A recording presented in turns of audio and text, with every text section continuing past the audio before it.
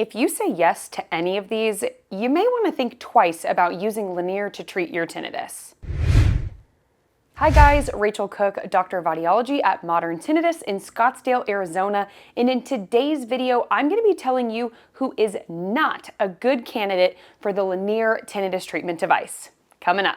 If you have tinnitus, that annoying buzzing or ringing sound in your head, you may be looking for just about anything to make it better. Internet searches can leave you feeling defeated, promising relief from tapping spoons on your head, taking expensive supplements, or even following crazy diets. Fortunately, tinnitus research has come a long way over the last few decades, offering new tinnitus treatment options backed by science and clinical data. And one of the newest and most clinically validated forms of tinnitus treatment is the Lenire Tinnitus Treatment Device. In fact, Lenire is the first and only tinnitus treatment to receive de novo approval from the FDA in the United States. Lenire uses bimodal neuromodulation to reduce tinnitus disturbance. Bimodal neuromodulation consists of stimulating two systems at the same time to change brain activity. This approach has been proven to enhance therapeutic outcomes for many different conditions. These include chronic pain,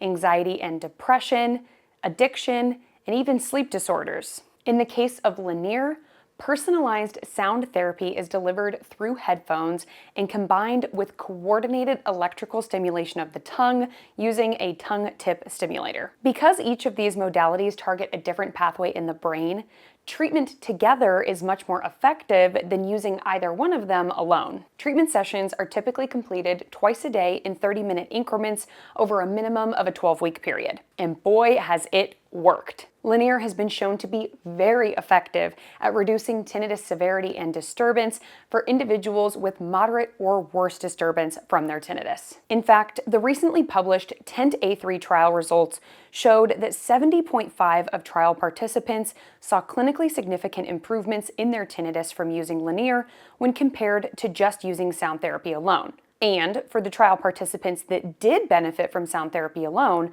a majority of them saw additional benefit from adding in Lenire.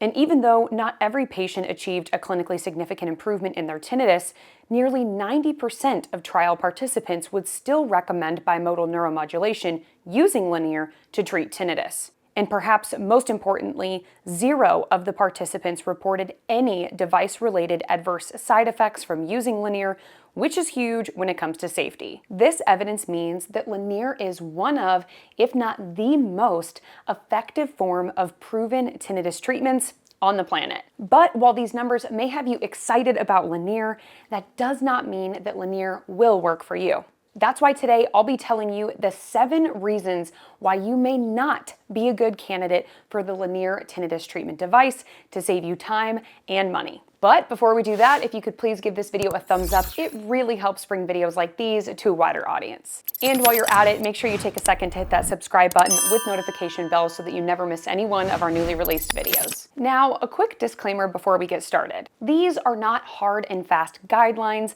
but rather general knowledge about the contraindications for using Lenire. Candidacy for Lenire should always be determined by a Lenire certified provider after the completion of a comprehensive tinnitus evaluation. But there are many things within your own patient profile that may disqualify you from being a strong Lenire candidate. First, Lenire is most effective for adults with moderate or worse disturbance from their tinnitus. This is quantified using different questionnaires, such as the Tinnitus Handicap Inventory, the Tinnitus Functional Index, or the Tinnitus Reactivity Questionnaire. Having less than a moderate disturbance from your tinnitus does not automatically disqualify you from using Lenire. However, the degree of improvement in your tinnitus may not be as significant as it would be for someone with a higher level of disturbance. Second, you must have hearing thresholds that fall within the Lenire candidacy range. Did you know that most people who have tinnitus also have hearing loss? In fact, untreated hearing loss is one of the biggest causes of tinnitus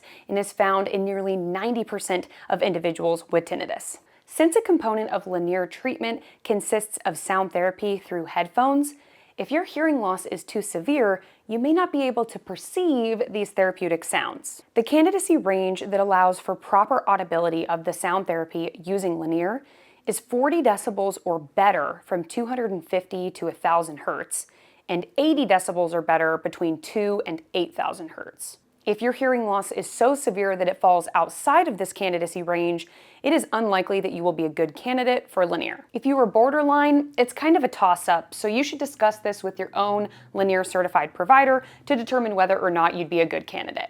Third, you may not be a good candidate for Lenire if you've had your tinnitus for less than 3 months, as tinnitus can be temporary for some people. Some examples of temporary tinnitus include tinnitus from ototoxic medications, like high-dose antibiotics, a flare-up in neck or jaw tension, a head injury, or even just a particularly stressful event. Fourth, there are some other contraindications that can make you perhaps not a great Lenire candidate, but can still be administered with physician approval. These include if you have a pacemaker, defibrillator, or other implantable medical device. It also includes pregnant individuals, epileptic individuals, or any other person who has conditions that cause them to lose consciousness. The fifth reason that you may not be a good Lenire candidate is if you have any lesions, sores, or inflammation in your mouth. This also includes having impaired sensitivity or numbness of the tongue, since this could make the impact of the tongue tip stimulator not nearly as effective. While these are the major contraindications,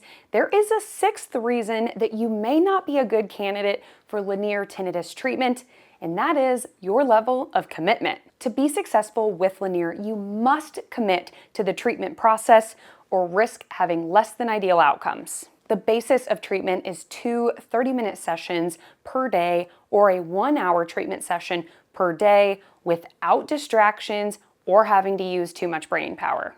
This means that you must carve out an hour of your day that you can commit to being calm and still while completing your treatment sessions.